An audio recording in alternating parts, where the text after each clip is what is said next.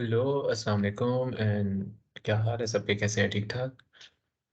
अच्छा, आज का जो हमारा टॉपिक है वो है पिछले जो मेरी हमारी रिकॉर्डिंग्स जितने भी हो चुके हैं, जितने लेक्चर्स हो चुके हैं, उसमें हम लोग एथिक्स जिसमें आईसीसी आया था वो कवर कर चुके हैं। प्रोफेशनल इश्यूज जिसमें मैप आया हुआ करता था हम लोग वो कवर कर चुके हैं। मैप आई के अंदर एक चीज़ थी which was known as practice management, जो कि हम लोगों ने नहीं की थी उस वक्त, जो कि आज हम लोग करेंगे। और हमारा यहीं से एक मेन या फिर न्यू टॉपिक शुरू होगा जिसका नाम है प्रैक्टिस मैनेजमेंट। ठीक हो क्या? इस प्रैक्टिस मैनेजमेंट को आज मैं थोड़ा सा इंक्रीज करूंगा, इसको डिटेल में लेके जाऊंगा और आपको बताऊंगा कि इसमें क्या क्या ऐसी चीजें हैं जो कि हमारे पास पेपर में आती हैं, विच आर इम्पोर्टेंट और जो पुराने सालों में टेस्ट भी हो चुकी हैं। क्वालिटी प्रैक्टिस मैनेजमेंट के अंदर इसका कोई खास निमोनिक नहीं है, बस आपने याद रखना हो कि सबसे पहले इसके अंदर क्वालिटी कंट्रोल है, फिर ऑडिट फीस है, फिर ऑडिट फीस से पहले टेंडर यहाँ पे अगर हम लोग उठा के ले आए, ठीक हो गया, ऑडिट फीस आ जाती है। फिर उसके बाद आ जाती है हमारे पास एक और चीज़ which is known as advertising.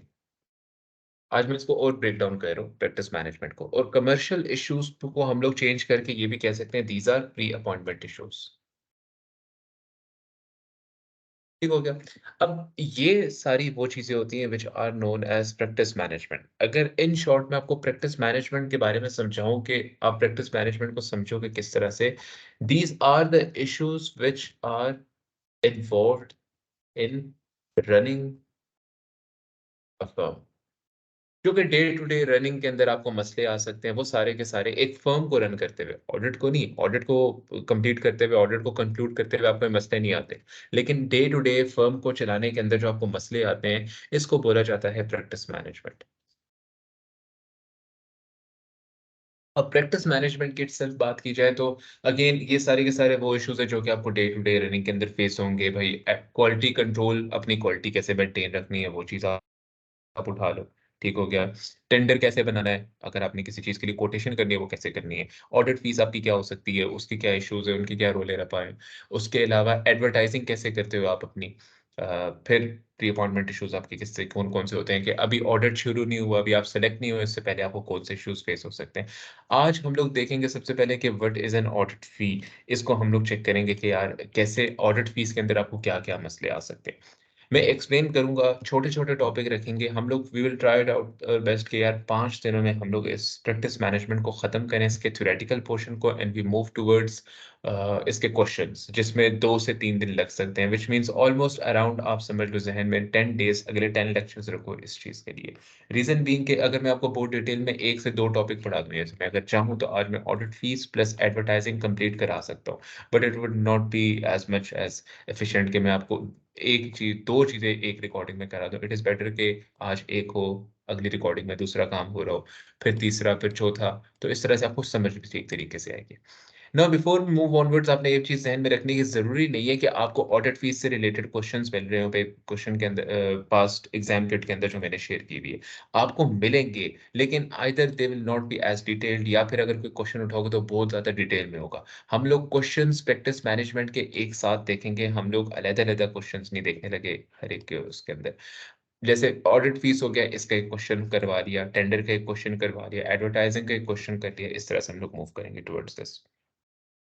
सबसे पहले देखते हैं व्हाट इज़ एन ऑडिट फी। अगर तो कम टाइम लगा तो हम लोग अगला टॉपिक भी आज कर लेंगे, लेकिन लेट्स सी। ऑडिट फी के बारे में आपको मैं अगर एक बात बताऊँ, सबसे पहले इसमें 3 कैटेगरीज़ आपको पता होनी चाहिए। वहाँ पे कर लेते हैं ऑडिट। ऑडिट फी के बारे में अगर आपने पता करना है ना, तो आपको पता है, अगर पेपर के लिहाज से अगर आप सीखना चाहते हो कि ऑडिट फी आपने कैसे सेट करनी है, क्या करना है, तो नॉर्मल एक generic rule audit fees set करने के लिए तो आपने अपने ज़हन में रखना ही रखना है कि भाई ऑडिट फीस आपने सेट कैसे करनी है। हमेशा याद रखना है, it should cover the cost of providing services so that quality can be maintained. भाई, एक जेनेरिक रूल है ऑडिट फीस के लिए कि आपने जब ऑडिट फीस सेट करनी है तो कैसे करनी है। अब जाहिर सी बात है, if you are selling your services, if you are selling something, तो आप उसके अगेंस्ट कुछ चार्ज करोगे। अब that charge will not 100% be the profit. उस चार्ज करने की कोई ना कोई रीजन होती है। बेसिक अंडरलाइंग कॉस्ट होती है कि यार आपने F1 में एक चीज़ पढ़ी थी कि हम लोग प्रोफेशनल फोकस बेस्ड बंदे होते हैं, जिसमें फ्रंट लाइन कौन-सी होती है? ऑडिटर्स इटसेल्फ होते हैं और उनकी बंदों की ऑरली कॉस्ट होती है कोई ना कोई। उन बंदों को आप वेजेस पे कर रहे होते हो, वो ऑरली कॉस्ट में बदलती है और that is the basic cost of providing an audit service, क्योंकि वो बंदे जाके ऑडिट करते हैं। अब इसी ऑरली कॉस्ट को आपने कवर करना है। अगर लेट्स सपोज़ आपकी एज़ अ फर्म आपके पास 20 बंदे, 20 बंदे की मिला के पर और 20 बंदों को ऐड अप करके पर ऑवर कॉस्ट आपको 20 पाउंड्स पड़ती है। तो इट इज़ ऑब्वियस कि आप जो फीस पर ऑवर कॉस्ट कोट करोगे दैट विल बी 30 पाउंड्स। इस हिसाब से आप करते हो। तो 30 पाउंड्स आपकी किस चीज़ को कवर करता है? 20 पाउंड्स पर ऑवर की कॉस्ट को कवर कर रहा है। ठीक है? तो अगेन हमारा बेसिक जेनेरिक रूल ये था कि जब भी आप ऑडिट फीस कोट करोगे किसी को, it should cover the cost of providing the services. Why? तो कि ताकि आप क्वालिटी को मेंटेन कर सको। लेट्स सपोज अगर मैं इस बंदे को 15 पाउंड्स की फीस कोट करता हूँ, लेकिन मेरी कॉस्ट 20 पाउंड्स है। अब मुझे 5 पाउंड्स का यहाँ पे लॉस हो रहा है। अब अगर देखा जाए तो what is the most probable thing जो कि आप समझ सकते हो एज़ अ ह्यूमन बीइंग मैं करूँगा, वो यही होगा कि मैं अपनी फीस तो अपनी बढ़ा सकता कल को, तो मैं इसको रिड्यूस करने की कोशिश करता हूँ। इसको कैसे करता हूँ? बजाए इसके कि एक बंदा आके मेरा एक एम्प्लॉयी है, एक ऑडिटर है, मेरी फर्म में काम करता है, मैं उससे बोलूँ कि 1 घंटा काम करो, I will most likely ask him कि यार तुम 30 मिनट्स काम करो। 30 मिनट्स काम करने की कितनी कॉस्ट आएगी? 10 पाउंड्स आ जाएगी। तो अब उसके 1 घंटे के बजाय 30 मिनट्स उसने काम किया, 1 घंटे में वो ज़्यादा क्वालिटी प्रोवाइड कर सकता था, ज़्यादा सैंपल्स टेस्ट कर सकता था, आधे घंटे में उसने कम सैंपल्स टेस्ट किए, कम क्वालिटी प्रोवाइड की। तो क्वालिटी क्या हो जाती है? डिटर हो जाती है। तो आपने हमेशा basic cost of providing the service उसको कवर रखना है, ताकि आप अपनी क्वालिटी को मेंटेन रखो। आप जानबूझ के अपनी क्वालिटी ना गिरा दो प्रॉफिटेबिलिटी के चक्कर में। ये एक जेनेरिक रूल है ऑडिट फीस का। जेनेरिक का मतलब ये नहीं कि आपने हमेशा इसी को फॉलो करना है। कभी-कभार आपको ज़रूरत पड़ जाती है कि आप बहुत कम फीस कोट करते हो, इवन बिलो योर कॉस्ट, ताकि आपको लॉस हो रहा है, ताकि आप कल को उस क्लाइंट से कोई अच्छी फीस ले सको किसी और सर्विस के लिए।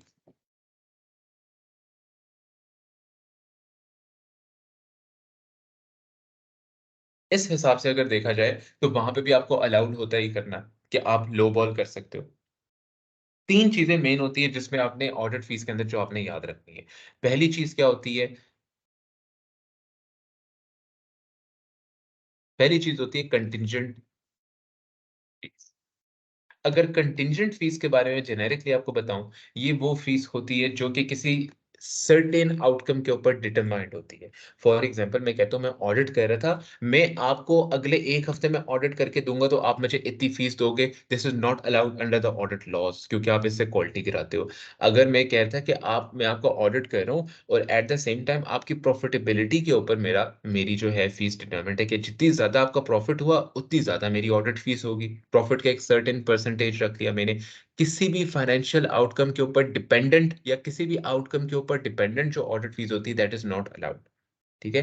तो सीधी-सीधी इसके ऊपर तो कोई डिस्कशन नहीं होती, बिकॉज़ आप इसको कह देते हो that this is not allowed. किसी किस्म की कंडीशन वाली fees is not allowed under audit.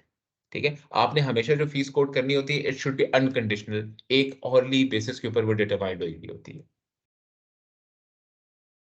फिर आ जाते हैं दूसरा क्राइटेरिया फीस सेट करने के लिए, which is known as low bowling.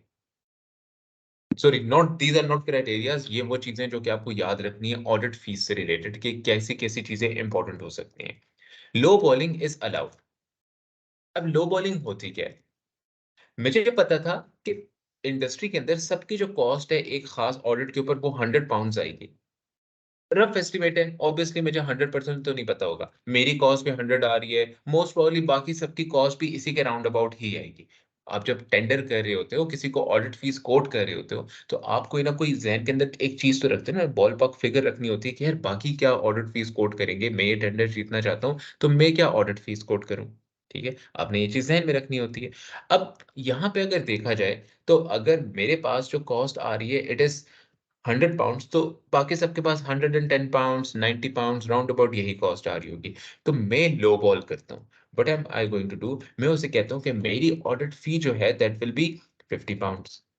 अब आप बोलोगे कि यार अभी तो मैंने आपको बताई थी कि यार आपको बेसिक फीस कवर करनी होती है, basic cost of providing service cover करनी होती है।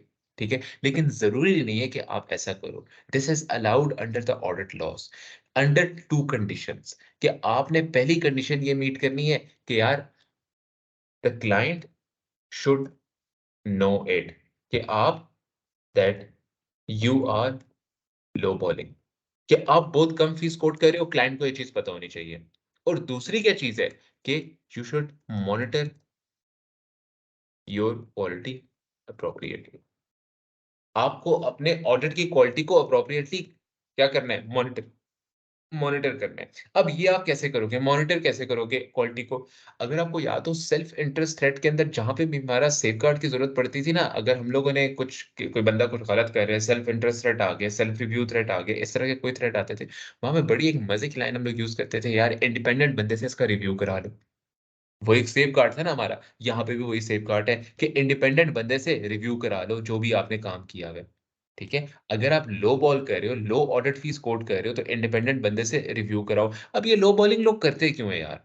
What is the reason behind कि यार ये मोटिव बिहाइंड क्या है कि भाई आप लो बॉलिंग क्यों कर रहे हो? आप क्यों जितनी आपकी कॉस्ट है उससे भी कम आप कभी-कभार फीस कोट कर रहे होते हो? होता ये है कि ऑडिट की दुनिया के अंदर ना ज़रूरी नहीं है कि आपने ऑडिट की सर्विस ही प्रोवाइड करनी है किसी बंदे को। मतलब मैं कहता हूँ कि एबीसी कंपनी है, भाई मैं उसको ऑडिट की सर्विस तो प्रोवाइड कर ही रहा हूँ। लेकिन जैसे मैं उसको ऑडिट करके दूँगा, मेरे बनेंगे उस कंपनी के साथ लिंक्स, उसका सीएफओ मुझे बोलेगा कि भाई आओ provide us tax services, tax नहीं, आप कह सकते हो एडवाइज़री सर्विसेज़ दे दो। हुँ, हुँ। एडवाइज़री सर्विस हमें प्रोवाइड कर दो। तो ये एडवाइज़री सर्विस के बाद सिर्फ़ देखो ऑडिट में मैंने लॉस लिया, लेकिन एडवाइज़री के अंदर मैं अच्छी खासी बड़ी फ़ीस कोट कर दूँगा फिर, जानबूझ के मार्केट से अबव कोट करूँगा, क्यों करूँगा? और मुझे यकीन होगा कि भाई सीएफओ अब मुझे ही रखेगा। क्यों रखेगा? क्योंकि भाई हमारा काम वो ऑडिट में देख चुके हैं कि हम लोग कितना अच्छा काम करते हैं। इवन कि हमारी ऑडिट फीस कम भी थी, तब भी हमने काम अच्छा किया। तो जब अब आएँगे वो लोग एडवाइज़री की सर्विस के बारे में बात करेंगे, तो उन्हें यही लगेगा कि यार अगर ऑडिट में इन्होंने इतना अच्छा काम किया, कम फीस के साथ, क्योंकि क्लाइंट को तो पता था ना, यहाँ पे मैंने उसको बताया पहली कंडीशन थी ये।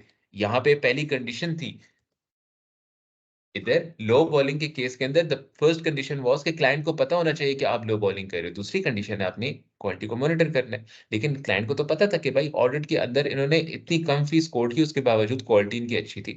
तो एडवाइज़री के अंदर अगर फीस ज़्यादा कोट करे तो मतलब इनकी क्वालिटी अच्छी होने लगी है। तो ये मोटिव होता है बिहाइंड लो बॉलिंग कि आप ऑडिट में लॉस ले लो, लेकिन किसी और सर्विस के अंदर कल को ज़्यादा बड़ा प्रॉफिट ले लेना। ये होती है रीज़न। ठीक है? और फिर आ जाते हैं आपके पास थर्ड एंड फाइनल थिंग जो कि आपने याद रखनी है हमेशा ऑडिट फी के कोर्स के अंदर, दैट इज़ कि यार कमीशन, कमीशन फी। अब ये कमीशन फी होती क्या चीज़ है? Commission fee is also allowed. Commission fee होती है वेयर एन ऑडिटर अर्न्स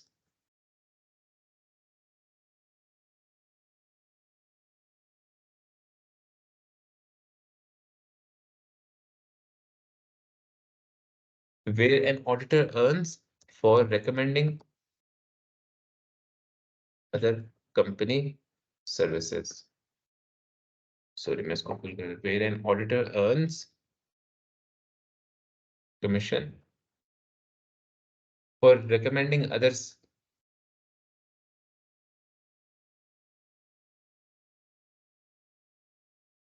ये नहीं, where an auditor earns commission for recommending other company services, के भाई कोई और कंपनी है या कोई और फर्म है, लेट्स सपोज उस दिन हमने एक क्वेश्चन किया था,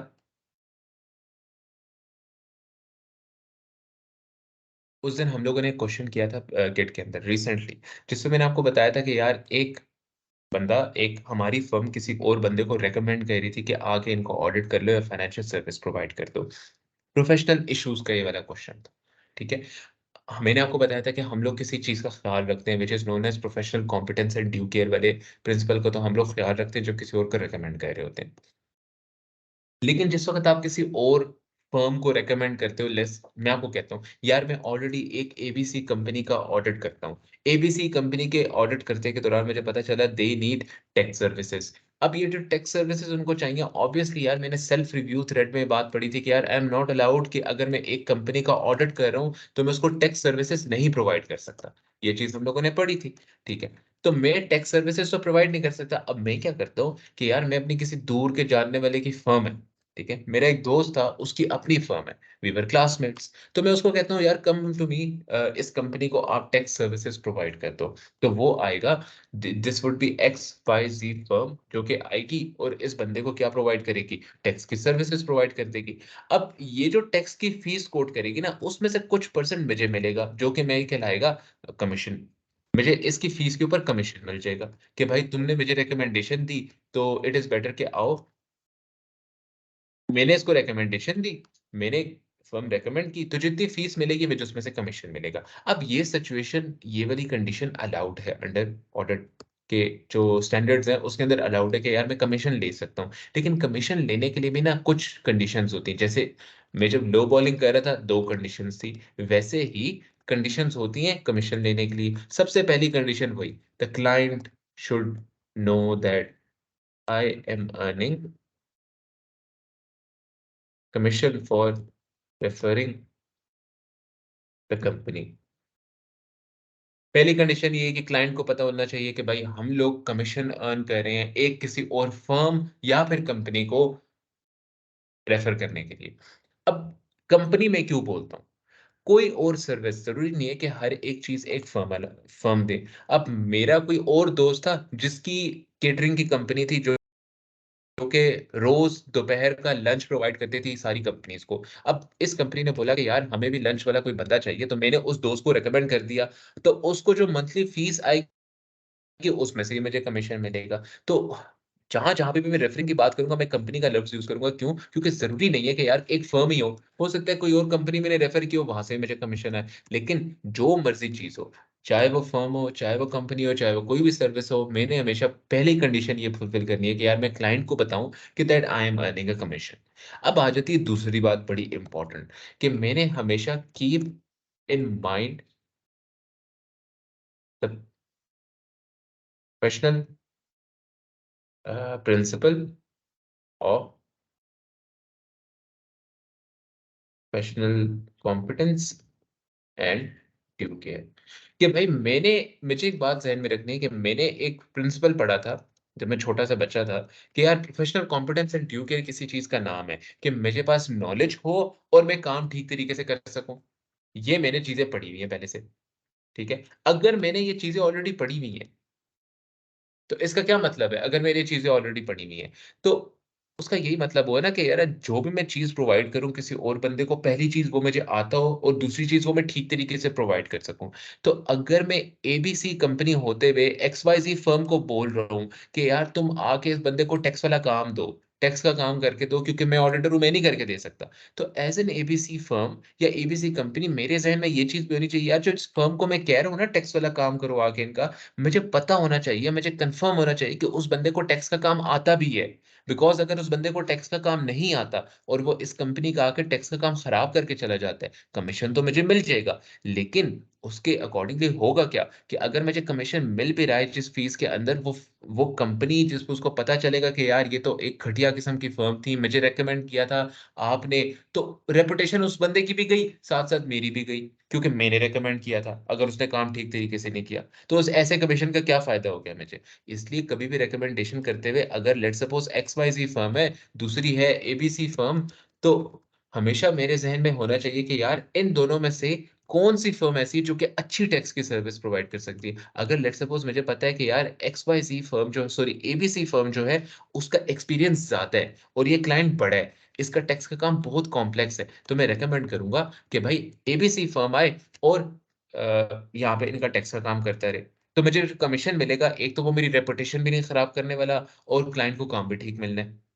तो क्लाइंट को पता चलेगा कि यार ये जो मेरी कंपनी है ना, मैं एक अच्छी कंपनी, और मैं ठीक तरीके से ऑडिट सर्विसेज़ प्रोवाइड करता हूँ और मुझे बंदों का भी ठीक से पता है, मेरी लिंक्स भी अच्छे हैं, अच्छे लोगों के साथ मेरे लिंक्स हैं। ठीक है? तो एबीसी फर्म इस वजह से ज़्यादा बेहतर रहेगी।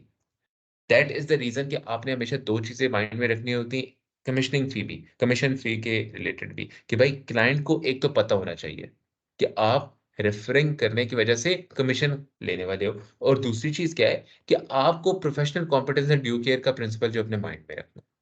ठीक है? 3 चीज़ें ऑडिट फ़ीस से रिलेटेड हमारे ज़हन में हमेशा से होनी चाहिए। पहली, कंटिजेंट फ़ी अलाउड ही नहीं है, किसी भी चीज़ के ऊपर डिपेंडेंट कोई फ़ीस अलाउड नहीं है। ठीक है, कोई फाइनेंशियल आउटकम के ऊपर डिपेंडेंट कोई फीस अलाउड नहीं है। दूसरी चीज, लो बॉलिंग अलाउड है, दो कंडीशन से मीट कर जाओ, तब उसके बाद लो बॉलिंग कर सकते हो, कम से कम फीस कोट कर सकते हो। कमीशन फी अलाउड है।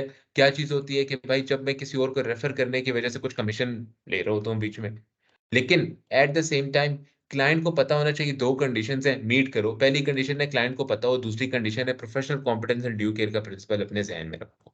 बस दैट इज इट। इस ऑडिट फी के टॉपिक को काइंडली आप रट लें, बिकॉज जब पेपर में आएगा तो उसमें मेजॉरिटी ऐसे ही इश्यूज आएंगे अगर कोई पेपर में आ गया। और ये हमेशा ऑडिट फीस का जो टॉपिक है ना, ये बाकी सबके साथ थोड़ा बहुत कंबाइन होकर आ रहा होता है, या एडवर्टाइजिंग के साथ आ जाता है या टेंडर के साथ आ जाता है। और अकेला भी आ सकता है, ऐसा नहीं है कि अकेला नहीं आ सकता। तो काइंडली आपसे रिक्वेस्ट है कि इसको याद तो करना है सीधा सीधा। अगर आप बुक से पढ़ना चाहते हैं तो बुक से पढ़ लें। मैंने आपको बताया था कि प्रोफेशनल प्रैक्टिस मैनेजमेंट का जो आपका टॉपिक है, प्रैक्टिस मैनेजमेंट का जो आपका चैप्टर है, उसके अंदर आपको इस सारे टॉपिक्स मिलेंगे ये वाले, जो कि आप वहां से पढ़ ले, पढ़ना चाहते हैं तो वहां से भी पढ़ ले। इट इज बेटर कि आप पढ़ ले, कोई ऑडिट फीस का टॉपिक वहां से रहना गया। ठीक है। अगेन मैं आपको ये बात कह रहा हूँ कि ये टॉपिक्स हम लोग अकेले अकेले करेंगे। टाइम इसलिए दे रहा हूँ क्योंकि ऑडिट फीस का मेन कोर तो यही चीज है। लेकिन बुक से पढ़ने में आपको टाइम लगेगा ऑब्वियसली, तो वो पढ़ते हुए हो सकता है कुछ चीजें आपको मिले जो कि आपको समझनी पड़े। तो इट इज रिक्वेस्ट कि आप जो भी टॉपिक मैं कवर करूँ, प्रैक्टिस मैनेजमेंट के अंदर जाएं और जाके उसको ढूंढें और उसको पढ़ लें आराम से। ठीक हो गया। इसके क्वेश्चंस की बात रही तो क्वेश्चंस हम लोग सारों के आखिर में करेंगे, वो अभी हम लोग नहीं देखेंगे, बिकॉज क्वेश्चंस छोटे होते हैं, 5 नंबर के, 10 नंबर के, इससे ज्यादा बड़ा क्वेश्चन नहीं आ रहा होता इसका। तो काइंडली गो अहेड, आप इसको पढ़ें, इसको याद करें। और अगली चीज, आपको कॉन्सेप्चुअली क्लियर होना चाहिए कि ऑडिट फीस क्या चीज है। कल का हमारा टॉपिक है एडवर्टाइजिंग, हम लोग इसको कल इंशाल्लाह कंटिन्यू करेंगे। सी यू टुमारो, एंड अल्लाह हाफिज एंड बाय बाय।